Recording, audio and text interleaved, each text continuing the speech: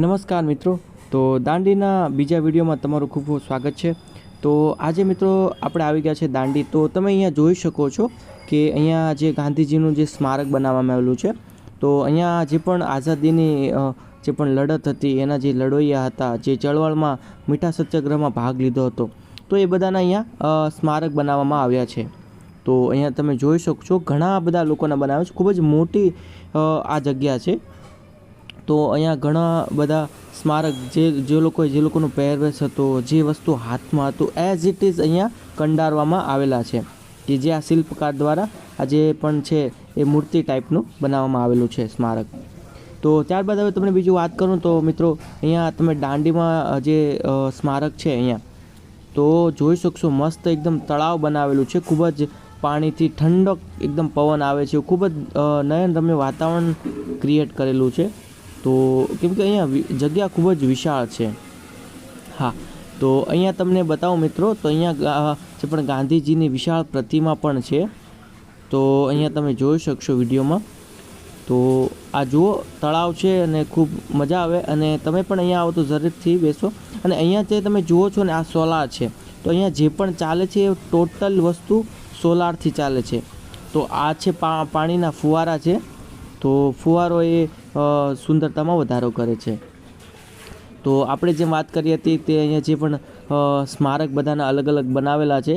તો આ તમે જ્યારે પ્રદર્શન પૂરું કરશો ને, તો લાસ્ટમાં તમને આ જે પણ સ્મારક છે એ બધાના જોવા મળશે।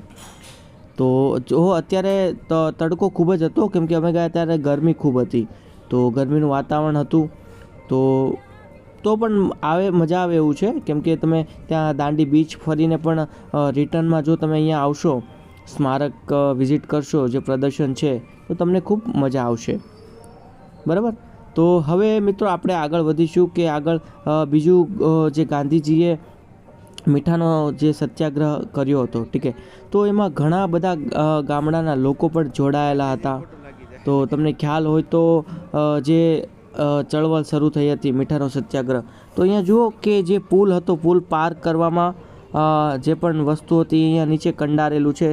જે વસ્તુ હતી એના રિલેટેડ અહીંયા બધું જ ફૂલ ડિટેલમાં બતાવેલું છે કે ક્યાંથી ક્યાં રૂટ હતો એમનો, કયો બ્રિજ પસાર કર્યો। તો અહીંયા જોઈ શકો છો હિન્દીમાં પણ લખેલું છે અને ગુજરાતીમાં પણ અહીંયા લખેલું છે। તો અહીંયા જુઓ મજૂરો પણ પોતપોતાના જે પણ યથાશક્તિ પ્રમાણે કંઈ દાન કરતા હતા ચળવળમાં, જે પણ મીઠાનો સત્યાગ્રહ હતો એમાં। તો અહીંયા તમે જોઈ શકો છો, રીડ કરી શકશો। તો અહીંયા જે ગાડી આવી હતી એનો પણ વિરોધ કરવામાં આવેલો હતો, અંગ્રેજોની જે પણ ગાડી હતી। ત્યારબાદ આપણે આવી જઈએ આગળ। તો ત્યારબાદ અહીંયા તમે જોઈ શકશો એક ખૂબ જ ભવ્ય મહેલ છે, ઇમારત જેવું છે। તો આ તમને કહું ને, તો આ જે પણ સીન છે એ સુરતનો છે। તો હા, જે સુરત જે લાલ કિલ્લો હતો ત્યાંથી। તો જોઈ શકો છો અહીંયા ઘણા બધા જે પણ આઝાદીના જે લોકોએ ભાગ લીધો હતો એ લોકો અહીંયા જોડાયેલા હતા। તો ત્યારબાદ હવે મિત્રો આપણે આગળ વધીશું। તો આગળ અહીંયા જે પણ તમે વિડીયો જુઓ છો, તો અહીંયા જોઈ શકશો કે અહીંયા એક લાઈક લારી છે, લારીની અંદર કપડાં છે। તો જે પણ ચળવળમાં જતા બધા તો બધું સાથે રાખતા, જેથી કરીને કોઈ રાત રહેવાની હોય, કંઈ બી હોય તો તકલીફ ના પડે, બરાબર।